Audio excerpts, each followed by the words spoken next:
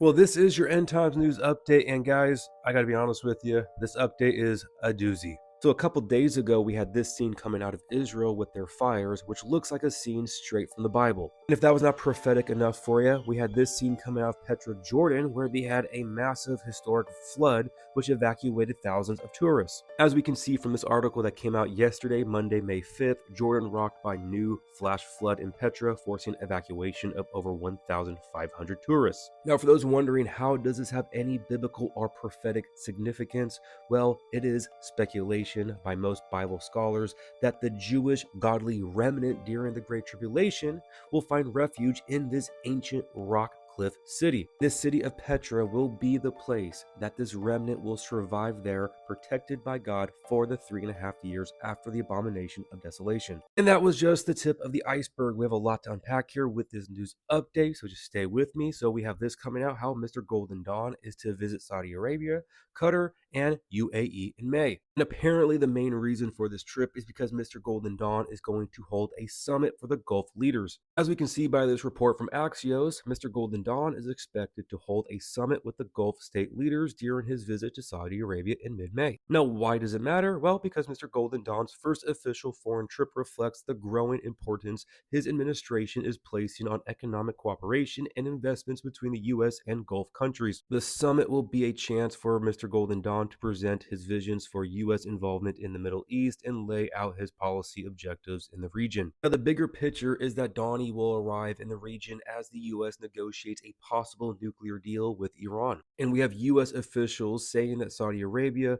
the UAE, and other countries in the region express support for a U.S.-Iran nuclear deal and encourage Donnie and his administration officials to continue pushing for it. But it sure looks like there's going to be an issue with these talks, because we had this coming out as well, where Iran talks tough and launches missile, all while seeking a new nuclear deal with the US. We're in the last days, Tehran has backed an attack by Yemen's Houthi rebels that slipped through Israel's missile defense system. With this happening, we have this news coming out, how Netanyahu announces that they will strike Iran. And that apparently yesterday, May 5th, on television, it was announced that they are going to strike Iran. And then earlier today, we had Israel urging civilians to leave Yemen's Sana'a airport area. I have no idea how to pronounce that word. Sana'a? And then, of course, right after that warning, we have Yemen's international airport completely destroyed in Israeli airstrikes, where we have this report that the Air Force dropped 48 bombs on the airport in Yemen, which this airport was the largest port controlled by the Houthis.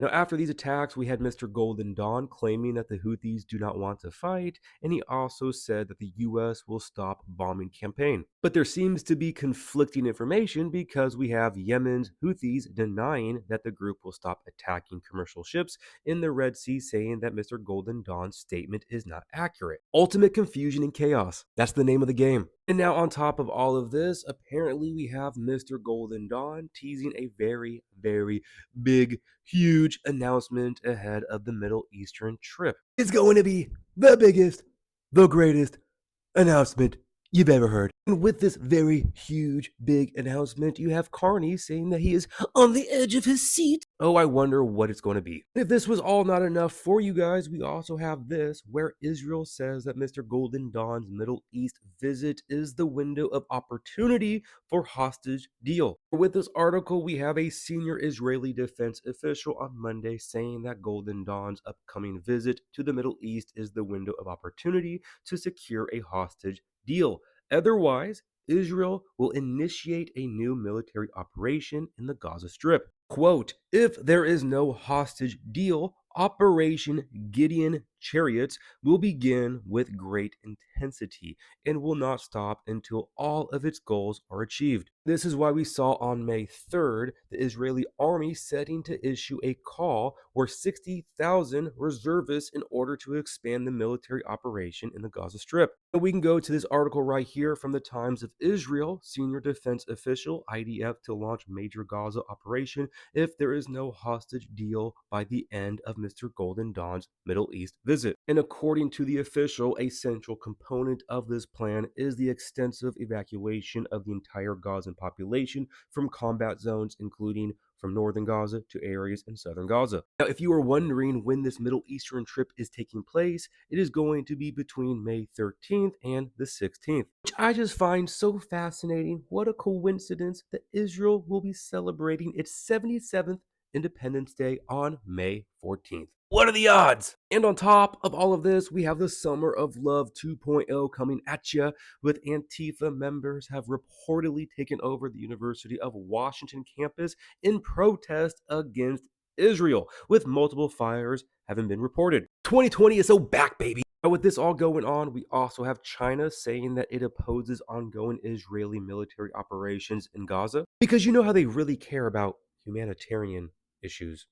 Okay. Now, if this was all not enough for you guys, we still have the issue between Pakistan and India intensifying, with India PM Modi vowing to stop waters which are vital to rival Pakistan. And if India did stop these waters, Pakistan earlier has stated that this would be considered an act of war. And what's extremely concerning is that we had this coming out where the Pakistani Defense Minister Khawaja Asif saying if India attacks and Pakistan's existence is threatened, nobody will survive. We won't let any other country live on this planet either. Once again, I announce my question. Who in the world allowed India and Pakistan to have nuclear weapons? And the timing of this all is impeccable, where we had this news coming out where the US has a $21 trillion underground network for only the wealthy to hide in case of a near extinction level event, which for those who know their Bible prophecy will be at the sixth seal in the book of Revelation chapter 6,